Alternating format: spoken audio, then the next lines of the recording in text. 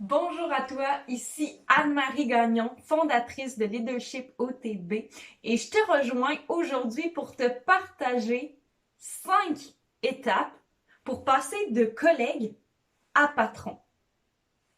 Je te rassure, c'est un passage un peu inconfortable que chaque personne ou presque, tous ceux qui tombent en gestion ont à passer, à l'exception des entrepreneurs qui commencent déjà patron, mais les autres, vous allez souvent avoir votre première expérience de gestion en étant d'abord le collègue de l'équipe que vous allez gérer.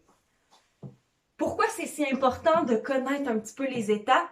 C'est que souvent, on sait pas trop, on essaie de tout faire en même temps, puis ça crée des dynamiques un peu bizarres, les gens savent plus trop où se placer. Donc, je te dévoile mes secrets, la technique finalement qui permet de faire cette transition-là sans casser trop d'œufs. Tout d'abord, tu dois comprendre ton nouveau rôle. Tu dois savoir qu'est-ce qui est attendu par toi, par ton boss. Parce que si tu as changé de position, ben, tu as certainement des nouvelles responsabilités, un nouveau rôle, une idée, des nouveaux indicateurs de performance. Bref, un rôle complètement différent, un chapeau que tu dois découvrir, avec lequel tu dois te familiariser pour être capable de bien comprendre ce qui est attendu, puis de bien remplir finalement ces attentes-là. Ensuite, tu dois te connaître. Connaître tes forces, puis oui, c'est ta première expérience de gestion, mais tu te connais dans la vie. Tu as déjà probablement géré des projets personnels ou professionnels. Donc, tu as un petit peu une idée de qui tu es, toi, ta façon de réagir. En général, le type de relation que tu entretiens avec les gens. C'est quoi tes points forts? C'est quoi tes points faibles? C'est quoi les éléments qui te caractérisent, qui te sont propres? Donc, tu dois les connaître pour mieux les utiliser, mais aussi éviter de tomber, ou du moins limiter les risques de tomber dans tes plus grands défis, dans tes petits patterns, comme je pourrais dire, qui créent l'inverse de ce que tu as envie. Ensuite, donc en troisième, tu dois connaître ton équipe. On peut voir ça comme une chance. Tu la connais probablement déjà. C'était tes collègues. Tu as la chance de les connaître souvent encore plus en profondeur ou sous un autre œil, la version d'eux-mêmes qui ne monte pas toujours au patron parce que tu les as connus collègues. Donc, tu as une chance de les connaître. Tu dois aussi prendre un peu de recul pour être capable d'être objectif. Des fois, tu avais des collègues avec qui tu étais plus proche ou des collègues avec qui ça cliquait moins. Là, tu deviens patron de tout ce beau monde. Faut que tu prennes un peu de recul pour être capable de constater les faits, de remarquer un peu les vraies forces, les vrais enjeux, les éléments qui sont vraiment des défis pour les individus et non ton jugement subjectif qui a envie de dire que cette personne-là, c'est la meilleure pour ça parce que tu l'apprécies énormément.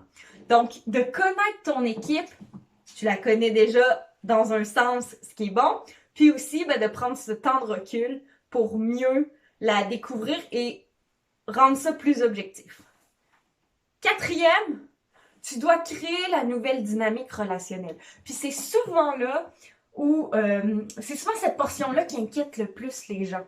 Parce que j'ai des collègues, qu'est-ce que je dois dire? Qu'est-ce que je peux plus dire? Jusqu'où est-ce que je peux aller prendre un verre avec cette personne-là? Je le faisais avant, mais là, je deviens son patron, puis là, j'en prends pas avec l'autre. Bref, tu dois démystifier cette relation-là pour que toi, tu sois bien, mais aussi qu'eux soient bien, parce que l'inconfort que toi, tu ressens, dis-toi que l'autre personne le ressent certainement autant, sinon plus. J'allais prendre un verre.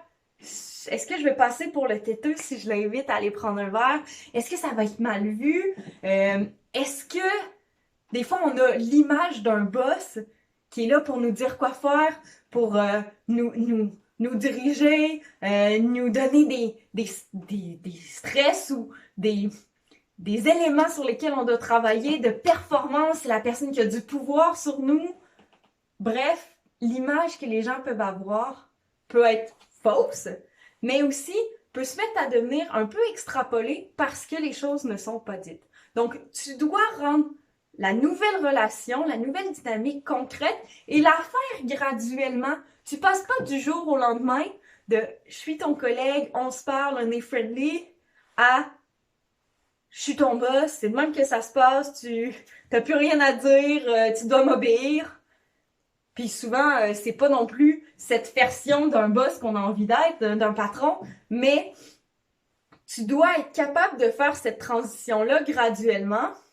Donc, transitionner vers l'ami, puis mettre les nouvelles bases avec ton équipe pour qu'ils sachent sur quel pied danser avec toi, qu'ils sachent que, ben oui, t'es toujours accessible, t'étais la personne accessible avant, tu l'es toujours maintenant.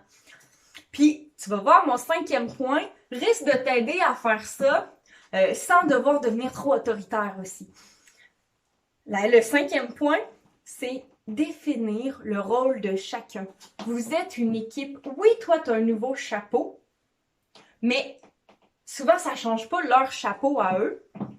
Puis, ça va changer la dynamique de groupe, mais tu es là pour accomplir des tâches, des responsabilités et les laisser accomplir les leurs pour que l'équipe devienne fonctionnelle. Donc, chaque personne garde sa place. Toi, tu trouves la nouvelle, la tienne qui est un peu nouvelle. Ça sera pas les mêmes rôles que tu vas remplir, mais tu vas avoir ta place. Les gens vont comprendre que chacun a sa place. Puis, ça va enlever cette espèce de pression. Tu sais, des fois, la pression de dire « Hey, il faisait le même rôle que moi avant. » Ben, est-ce qu'il va mettre à le faire à ma place? Ou encore, il va-tu être vraiment exigeant parce qu'il était vraiment bon puis moi, je suis pas à la hauteur? Donc, c'est de valoriser chaque personne dans leur rôle et de toi prendre le nouveau rôle qui te revient pour que la dynamique se passe bien. Voilà, c'est ce qui conclut nos 5. Donc, si on résume, tu dois comprendre ton rôle, tu dois te connaître, tu dois connaître ton équipe, tu dois amener une nouvelle dynamique relationnelle, puis tu dois faire en sorte que chacun trouve sa place, son rôle dans son équipe.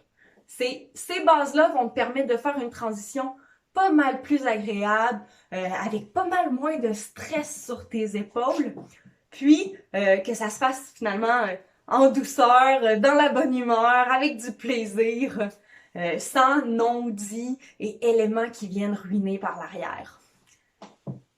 Si tu veux plus de vidéos de ce style-là, mets-moi un petit pouce pour me le faire savoir. Si tu as des questions, pose-les dans les commentaires, ça va me faire plaisir d'y répondre. Puis qui sait, peut-être que tu vas inspirer ma prochaine capsule durant laquelle je pourrai répondre plus en détail à tes questions. Et finalement, tu peux aussi t'abonner pour ne rien manquer de mes prochains contenus, prochains conseils qui vont suivre. Mon but est de vraiment faire de toi un bon gestionnaire, un bon leader d'une équipe mobilisée et performante. Ça a été un plaisir d'être avec toi aujourd'hui et on se dit à très bientôt.